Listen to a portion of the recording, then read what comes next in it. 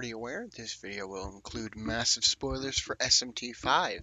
If you haven't played, I would urge you to do so to familiarize yourself with the source material before watching me try to rewrite it.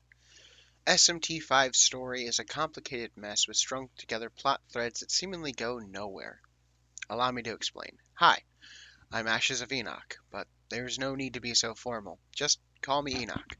I'm a freelance light novel author inspired by Shoji Gato, Kohei Kidono, and Ryogo Narita. This is the first episode in a series I like to call How Would a Light Novel Author Write This? Disclaimer, this is not to say I, a 20-something, knows better than writers for games, manga, and anime. This series is simply a fun writing exercise for me and a good discussion point for beginning writers. For this inaugural pilot, why not take a crack at something I've wanted to discuss for a while, that being the story of Shin Megami Tensei 5. I would like to once again state this video is purely subjective and on no conceptual level, both metaphysical or unilaterally or anything like that, am I saying that I know better than Atlas. This is their game after all. They know the lore, they know the story. This is just how I would have handled certain plot points and story beats with my light novel writing style. Okay, with all that out of the way, let's get writing.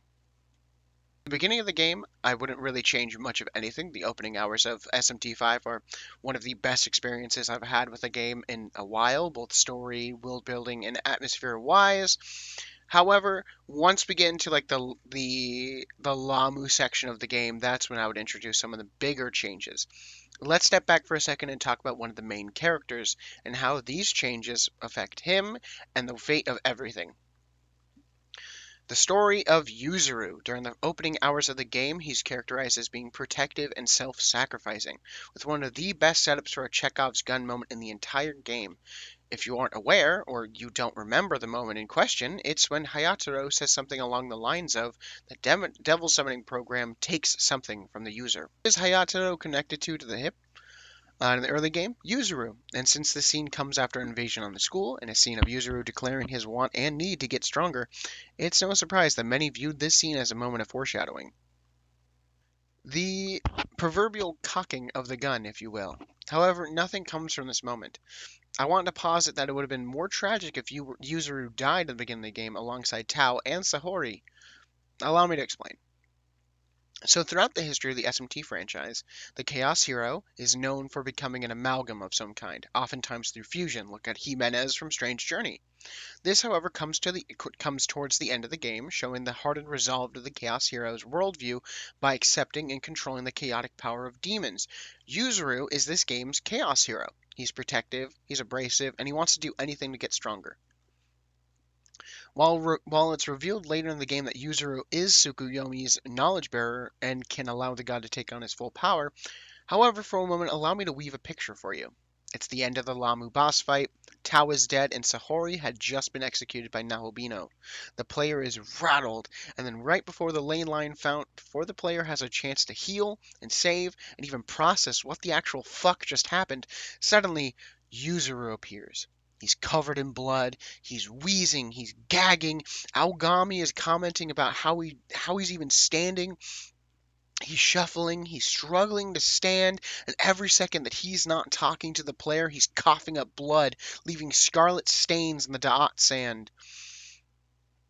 His phone that he used to summon Hayataro and his demons, the screen is cracked. It's broken, it's malfunctioning, and it's spewing sparks everywhere. He mutters something about strength and sheds a tear. A bright light envelops the teen, and Hayataro's ominous message comes to pass. Yuzuru is still standing, but not as he once was.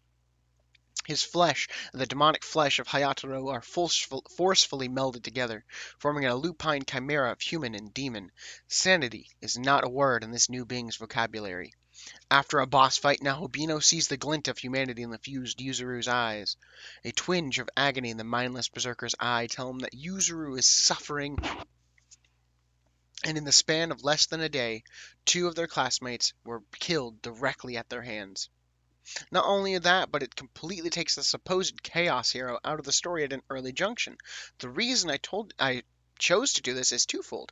Number one, it shoots the gun established earlier in this portion of the game, and it's a tragic end to Yuzuru's character. He died the way he lived, striving for strength, only being survived by his younger sister. And number two, imagine how this will affect the game going forward, adding on to number two, I should say. You return to the fairy forest, where Yuzuru's younger sister Miyazu is waiting. And all the Nahobino can give her is his phone and his glasses. I also wanted to use Yuzuru's new fate to give his sister, an underused and underdeveloped character, some much needed screen time. So, that's it. He's really gone. Miyazu says, clutching her brother's effects in her hands. But the Nahobino remain silent, trying to comfort Miyazu. However, Miyazu will call the player out, saying, "I'm not some scared little girl. You killed my brother." And rightfully so, because the player did kill her brother. After this scene, the game will go largely the same. However, during meetings at Bethel, Miyazu will avoid the player altogether. Either that or acting largely coldly towards the player. However, at the point in Ginza where you fight Yakumo is where things take a turn. Instead of Yakumo appearing, it'll be Miyazu on the tracks. And she'll chastise the player and goad him into battle. And this will begin a fight. However, uh, I want this battle to feel sort of unwinnable. Like the player can't bring themselves to attack for the most part. And that being, I want it to feel similarly to the fight with Klaus in Mother 3. All the while Miyazu is goading the player, mocking them, and saying shit like, "You killed my brother, you gotta be stronger than this." Aogami will continue to tell the player to hold off and only play defensively, healing, guarding, or only attacking Miyazu's summoned demons like Hayataro. Aogami says that he still won't allow another human to be killed by his power. Then the Nahobino, will shut off Aogami, absorb him completely, leaving the player in the form of Nahobino permanently to fight back. Doing so will end the fight, wounding Miyazu mortally. However, Tsukuyomi will appear before the battle ends, before the end screen, where you get your experience and everything shows up, and he'll defeat the player in one attack. He'll take Miyazu and he'll leave, but before he does, he'll toss a glare over his shoulder at the Nahobino. However, only addressing the god half of the fusion, saying, "You call yourself a god. You may bear his name, but you are not my brother." After this point, the Ginza segment will go on largely the same as it does in the original, up until the encounter with Abdiel and Dazai. Abdiel will raise her blade, denouncing your existence like she does in every single fucking scene with Abdiel, but also adding something under her breath about you being an enemy of Bethel. However, Ichiro will intercede, jumping in front of the Nahobino. He'll look Abdiel in the eyes and say, "You can't hurt them, they're my friend." "An enemy of God is your friend? I shall spare them only this once. Cursed being, if we meet again, it shall be your head." Abdiel will fly off, leaving Ichiro in a relative state of shock, but he'll sigh and pat the Nahobino's shoulder, asking if they're okay. However, after following, Ichiro will examine the Nahobino's face. He'll notice a distinct lack of something familiar. Humanity. You feeling okay? You look a little strange," Dazai will ask, but immediately he'll shut himself down, shaking his head. No matter what, you're, insert player name, my friend." After this, the game goes largely the same, all the way through the Demon King's castle. However, once the player exits Ariok's castle, a legion of angels will descend, all led by Hayao Koshimizu, or Tsukuyomi, and Abdiel. All the heavenly hosts will raise their blades. Hayao will step forward along with all the branch leaders of Bethel, Khonshu, Voski, Odin, and Zeus. Tsukuyomi will be visibly enraged, calling Nahobino a coward for fighting and wounding a terminally ill girl.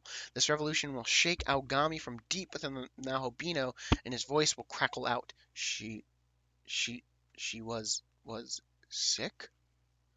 But the Nahobino will shut off his voice, once again shoving Algami into the furthest recesses of their mind. Hayao will snap his fingers, and the branch deities descend on the Nahobino. However, Goko, the enigmatic monk, will intercede. He'll say something vague, yet something that the leaders will understand. Something about the throne, which will catch the gods off guard. However, Zeus will be undeterred. Zeus and Odin will be undeterred. Zeus will step forward, unbothered. He'll say, like I give a shit about the throne. My knowledge bearer died eons ago. That rickety chair means nothing to me now, prompting a battle with the Greek god. Afterwards, Zeus will be killed by the Nahobino, and as he fades away, he'll snicker, saying something about how he'll be joining Abdiel's lord in a few moments. Bethel is visibly shaken that one of their leaders was defeated. Thus, they retreat.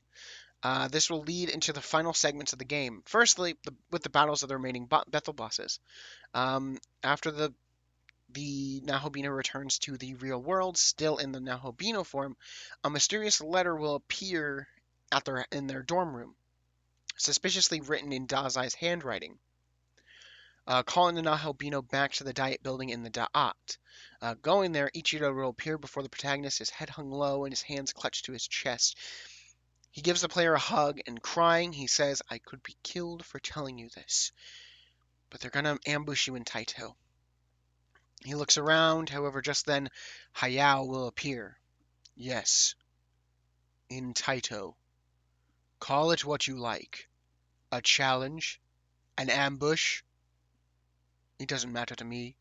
Certainly you understand what Goko said. Why we can't allow you to venture too far into Taito. You've heard the throne's call, haven't you?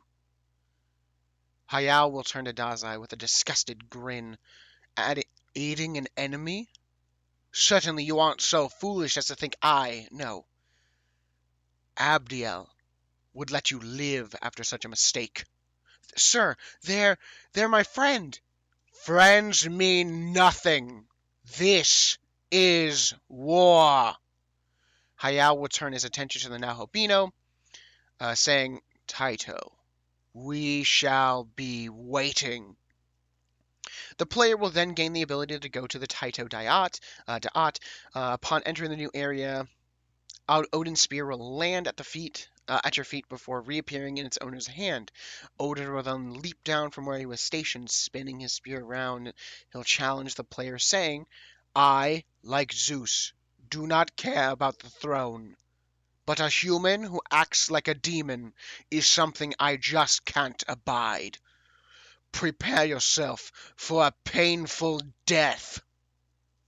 After the fight, Odin will stagger before being struck down by the Nahobino, and the rest of the bosses can be challenged in any order like the original, although Khonshu will be a required boss and not optional. Halfway through the bosses, Abdiel and Ichiro will appear. Ichiro no longer looking like himself, having had his mind wiped and made to be more obedient by Abdiel. Abdiel will turn up her nose to the player and fuse with Ichiro, becoming Nahobino Abdiel. The fight works the same way it does in the original, just at a lower level because it's no longer an endgame battle. After the battle, Ichiro and Abdiel will defuse, and Ichiro will silently shed a tear before saying, Thank you. He'll pass away as Abdiel tries one last attack, throwing her sword, but just before it reaches you, she fades away to nothing, taking the sword with her. However, just before the player can reach the Elysium and head into the final dungeon, Hayao, Tsukuyomi, and Miyazu appear, blocking the way. I told you I'd be waiting. Tsukuyomi will look over at the girl. We can't allow you to go any further. I won't allow it. Lord Tsukuyomi, I'm ready, Miyazu will say. And by now, I'm pretty sure you've picked up on what I'm doing with Miyazu. With her brother Yuzuru, the previous other knowledge bearer of Tsukuyomi, dead, Miyazu in the rewrite is the new knowledge bearer of Tsukuyomi. The two are fused and become a Nahobino, prompting a fight. The fight is largely the same as it is at the end of the game. However, once the bosses drop to half HP, the god's voice will become distorted as the synchronicity between god and mortal begins to break down. You killed my brother. You are no brother of mine. But just as the sync breaks, it's reforged. A surge of Magatsuhi and cackling malice surges around the boss, and for the final act of the battle, the Ame no Murakamo or the Kusanagi no Tsurugi will appear in the boss's hand. Forged from a mixture of bloodlust and Magatsuhi, the blade will resemble the Murakumo the Naohibino can use, but permanently affixed. After the battle, the blade shatters into pieces. The Naohibino Tsukuyomi ends, and the two separate. Miyazu lifts her eyes to her and her brother's killer. She shakes her head before passing away. Tsukuyomi will fade away with nothing else left to say. And with that, the Naohibino will be able to ascend to the final dungeon. And everything will pretty much go the exact same way, minus any of the endgame battles with Tsukuyomi and Abdiel. However, Nua will still be fought before ascending the throne, and Lucifer afterwards, and that's about it. That's all the ideas I really had for SMT5. I genuinely really liked SMT5's story. I thought it was a brilliant, like, world-building title. It had an amazing atmosphere. Um, but I felt like there were some things in the story that were lacking, and I just wanted to, like, take a crack at them, and also, this is heavily inspired by what Unique Name Asaurus does over on their channel, rewriting movies and TV shows and the like. But this will conclude my rewrite of SMT5. Again, I'm not saying I know better than Atlas. I'm literally just a 20-something-year-old who writes light novels for fun. And I'm not saying this is better than the base game. It's just how I would rewrite it in my light novel style. But with that being said, thank you for watching, and I sincerely hope you enjoyed. The next episode, we'll be discussing an RPG close to my heart. I'll probably make a community post somewhere along the line with the progress of that script, but and teasing what the game is at some point. But yeah, that's pretty much it.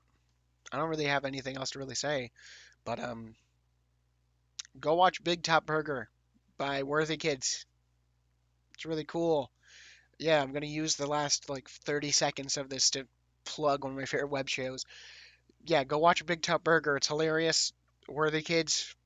It's top notch. Go watch it.